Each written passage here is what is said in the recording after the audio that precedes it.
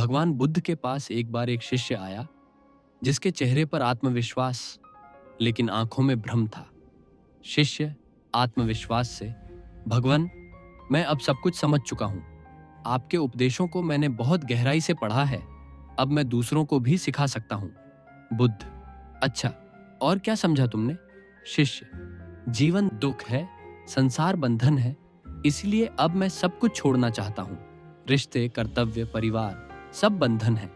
बुद्ध, तुमने मेरी बातें सुनी, पर शायद उन्हें सही तरह से पकड़ा नहीं। बुद्ध, अगर कोई व्यक्ति सांप को पूंछ से पकड़ ले तो क्या वह सुरक्षित रहेगा?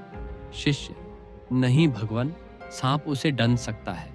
बुद्ध, और अगर उसे सही तरीके से सिर के पास सावधानी से पकड़ा जाए? शिष्य, तब उसे नियंत्रित किया जा सकता है। बुद्ध, ठीक वैसे ही धर्म की शिक्षा भी एक सांप जैसी है। अगर तुम उसे गलत तरीके से पकड़ते हो तो वह तुम्हें डंक सकती है। बुद्ध आगे कहते हैं, मैंने त्याग और मुक्ति की बात की है, पर उसका अर्थ यह नहीं कि तुम जिम्मेदारी से भागो। सच्चा त्याग है भीतर के मोह को छोड़ना, न कि बाहर के रिश्तों को तोड़ना।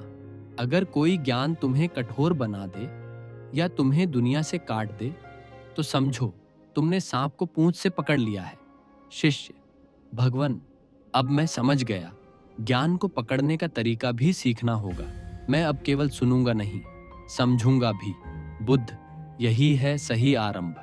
ज्ञान को जब प्रेम और समझदारी से पकड़ा जाता है तब वह रक्षा करता है, विनाश नहीं। सिर्फ सुन लेना या पढ़ लेना पर्याप्त नहीं होता। अगर हम ज्ञान या भावनाओं को गलत तरीके से पकड़ते हैं तो वही चीज हमें दुख देती है। जो तुम्हारा नहीं या जिसे समझे बिना अपनाया है उसे पकड़कर मत बैठो, छोड़ दो और मुक्त हो जाओ।